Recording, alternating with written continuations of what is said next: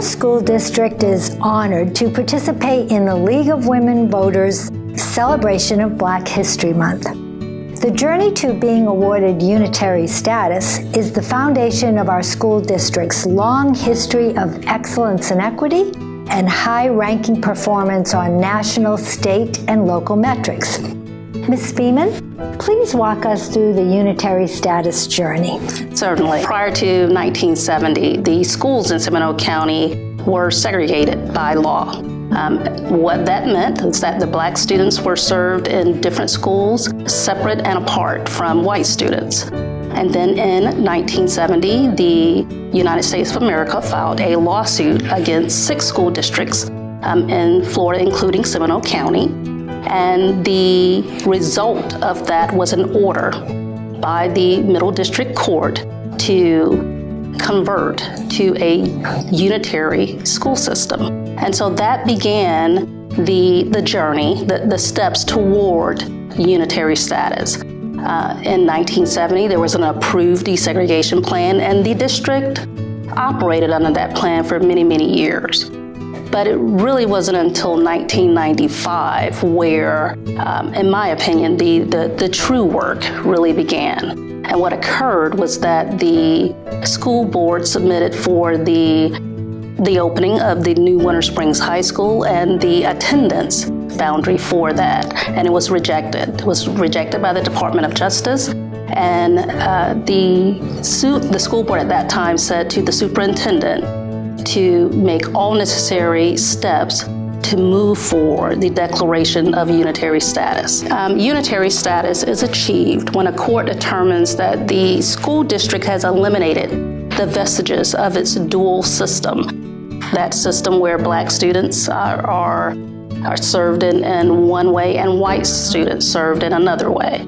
And so the analysis rises from a Supreme Court case, 1968, Green versus the New Kent County School Board. And the court looks at a number of different things within the system before making a determination of unitary status. Student assignment, faculty assignment, staff assignment, extracurricular activities, and transportation are a number of the things that the court will look at, the green factors, before declaring a school district to be unitary. Dr. Cody, I know that your work in the district office began soon after the board directed the superintendent. Please share the steps that the district took to become a nationally recognized premier school district. Yes, thank you, Ms. Beeman. As you indicated, in the late 90s, there was a much more aggressive approach towards attaining unitary status.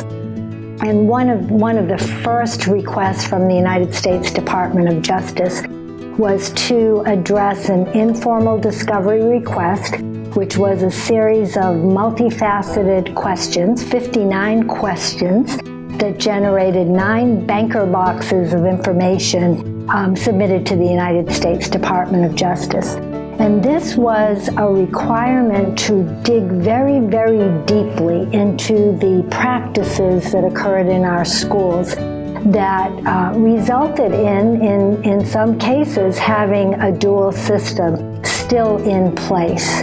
And after that work was done, several consent decrees were negotiated to address the issue. In particular, in the year 2000, we were awarded unitary status in the areas of faculty assignment and transportation, meaning that our faculty was representative of our community, and our transportation efforts provided access to programs and did not create barriers for students from all parts of the district to experience high educational opportunities. The foundation for our advanced placement and international baccalaureate success really resulted from our consent decrees. And so during that time, we eliminated barriers to students taking advantage of those important higher level courses. And over time, that's contributed to us becoming a nationally premier district.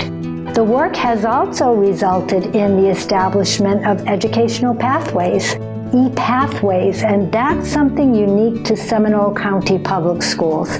That recognizes that all students have a passion for a particular type of learning, and our responsibility is to make sure they have access to follow that passion. Ms. Beeman, please highlight school assignment, program enhancements, and facility upgrades that resulted from the negotiated consent decrees.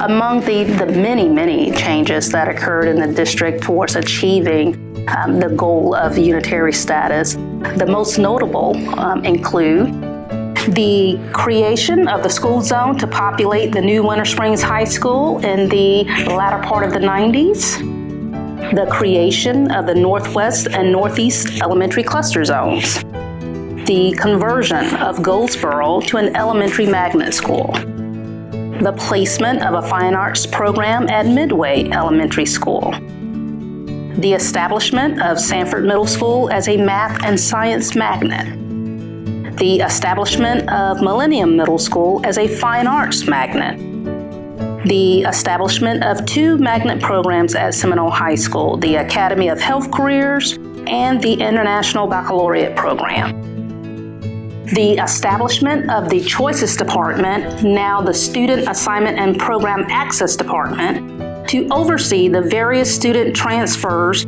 which were available to Seminole County students, the opening of Bentley Elementary School in the Northwest Cluster.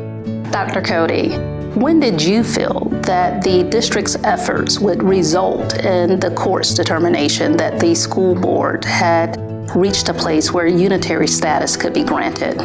Well, as we discussed previously, in 2000, we were awarded unitary status on 2 factors, student assignment and transportation.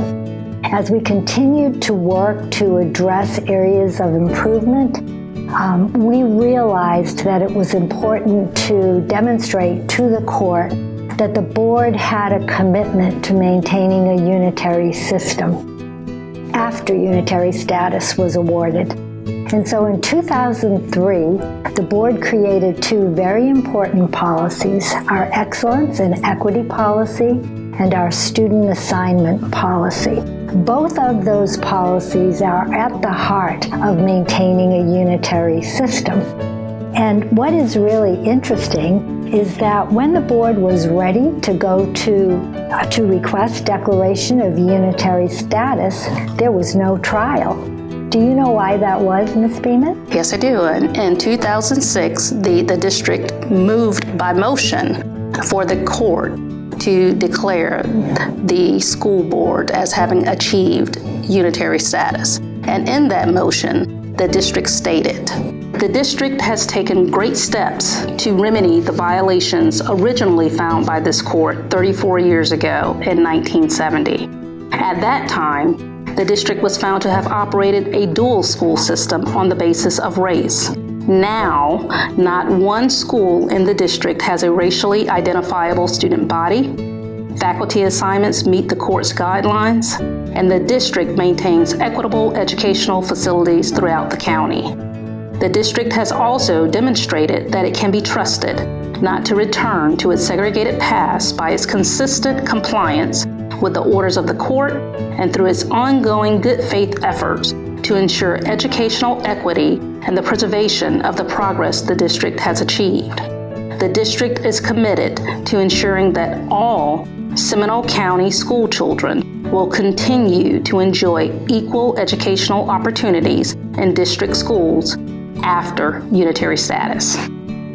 In March of 2006, the Middle District Court, on the basis of a joint stipulation between the district and the Department of Justice, determined the Seminole County Public School District to be one that had achieved unitary status. And today, after almost 50 years since the filing of that original lawsuit, the school board continues to offer an excellent and equitable education to each and every student in Seminole County. Thank you, Ms. Beeman, for your work to make sure we're maintaining a unitary system, and certainly to our superintendent and to our board for adhering to the policies that led to us being awarded that very, very important designation. And thank you to the League of Women Voters for allowing us to share this very important journey and for their continued support of Seminole County Public Schools.